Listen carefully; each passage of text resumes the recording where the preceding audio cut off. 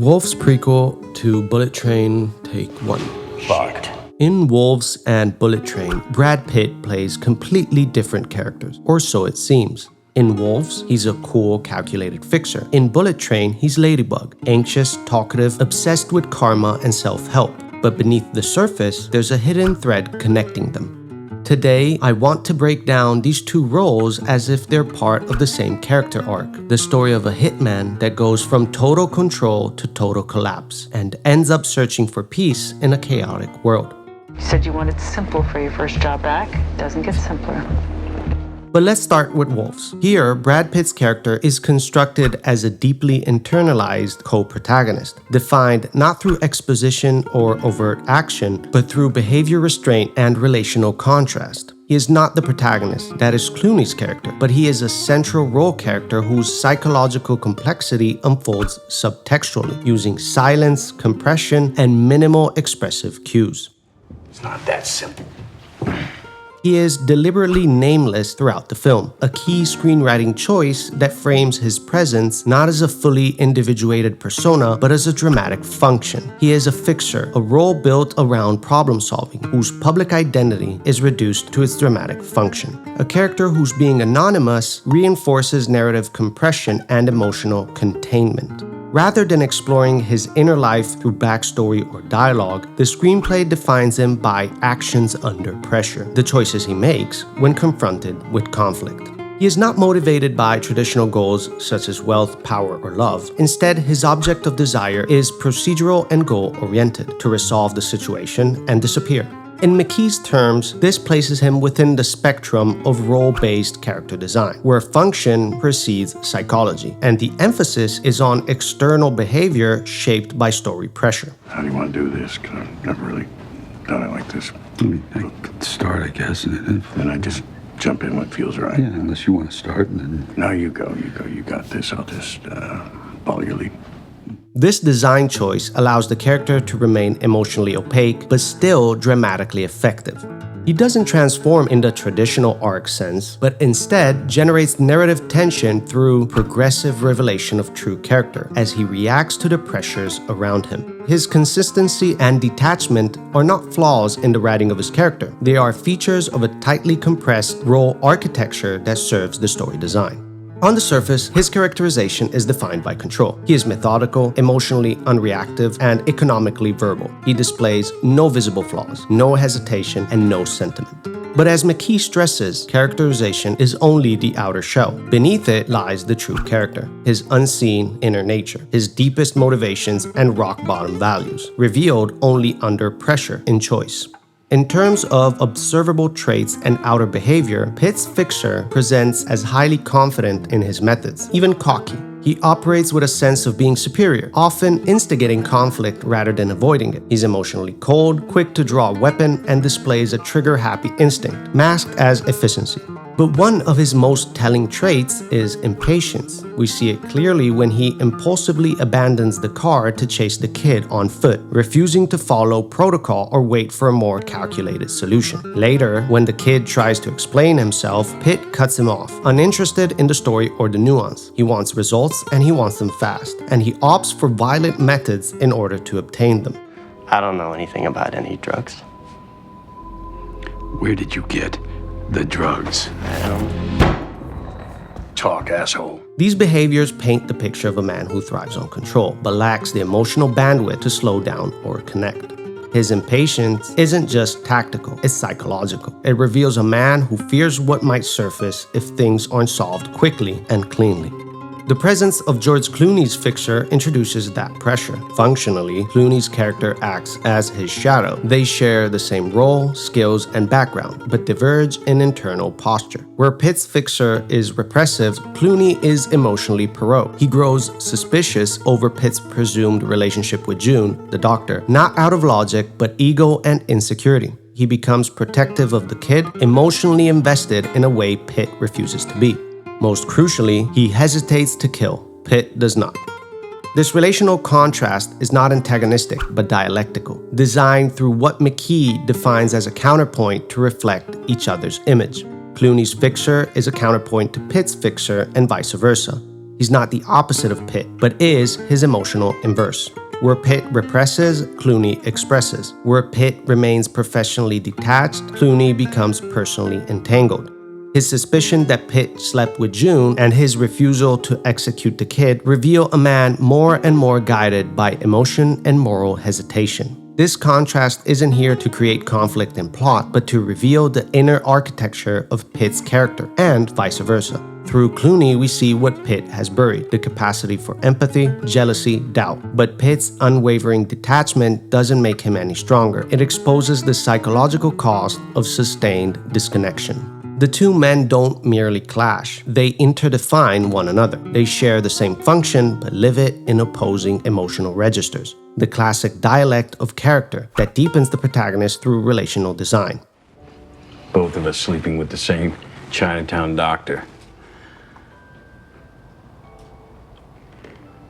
Oh, were you two not? Pitt's arc is non-transformational, but progressive. He does not shift values or cross into a new moral or psychological worldview, but the audience detects a movement, a minor fracture in his professional armor. He adapts, softens his stance towards Clooney, makes room for compromise. We can notice this when he shows visible worry when he believes Clooney has been injured, potentially in a fatal way. He doesn't articulate this shift, and the film does not reward it with his own personal catharsis. But the change is there, even in micro behaviors. He listens, he pauses, he lets someone else into the frame, even if briefly. His journey ends where it began, nameless, professional, composed, but the emotional temperature has changed. The final expression of character is subtle, not a transformation, but a redirection. The crack has opened. The mask is still on, but slightly misaligned. This kind of arc, flat on the surface, dynamic underneath, is a deliberate screenwriting strategy. It positions the character not at the end of a journey, but at the threshold of another, one that may lead, in another film, to Ladybug. Oh, I see what you're doing. Brad Pitt's Ladybug in Bullet Train is, on the surface, the complete inversion of his fixture in Wolves. Verbose, spiritual, self-doubting, even comic. But underneath the armor and self-help mantras lies a familiar architecture. This is still a man defined by professional precision and psychological containment. Only now, those traits are fraying in full view. Structurally, Ladybug is a protagonist in active crisis. He's not trying to complete a job, he's trying to avoid being pulled back into what he used to be. The irony, of course, is that his entire professional identity revolves around violence, deception, and survival. And he's exceptionally good at it. But rather than take pride in those skills, he disowns them. He's turned to therapy, mantras, and a karmic belief system that serves as both coping mechanism and moral distraction. Karma is a bitch. His characterization is expressive and externalized. He talks too much, over-explains himself, vocalizes inner doubts, and constantly repeats therapeutic phrases. You're getting the new and improved me. I know I'm being judgmental. I need to work on that. No more sociopaths, no more maniacs. It's quality people. Barry says it's time for some change. I think he was right. But this chatter isn't a sign of growth, it's a defense. Where the fixer in Wolves used silence to suppress feeling, Ladybug uses words to drown it. His verbosity is a mask, one that barely covers the highly trained operator underneath. We see this mask slip in his instinctive reactions. The speed and efficiency with which he disables threats, handles weapons, calculates outcomes. These choices aren't comedic, they're lethal. In McKee's terms, Ladybug's true character emerges not in his words, but in his split-second decisions under pressure, in a similar way to Pitt's fixture in Wolves.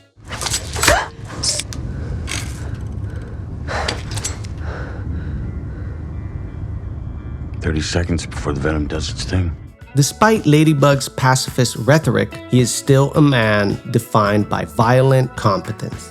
Where Pitt's fixer in Wolves is emotionally sealed, Ladybug is emotionally leaky. But the leak is strategic. He externalizes just enough anxiety and doubt to avoid accountability for what he knows he is capable of. He doesn't repress his guilt. He recycles it into a spiritual narrative about bad luck and the universe's plan. It's a retreat from moral responsibility, not a reckoning. The supporting cast in Bullet Train functions as a fragmented reflection of Ladybug's suppressed traits. Lemon and Tangerine externalize violence and brotherhood. The Prince externalizes manipulation and deception. The Elder represents legacy and moral consequences. These characters don't just exist around Ladybug, they confront him with the very parts of himself he wants to deny. Structurally, the ensemble is built to draw him back into action, even as he insists he's retired from it.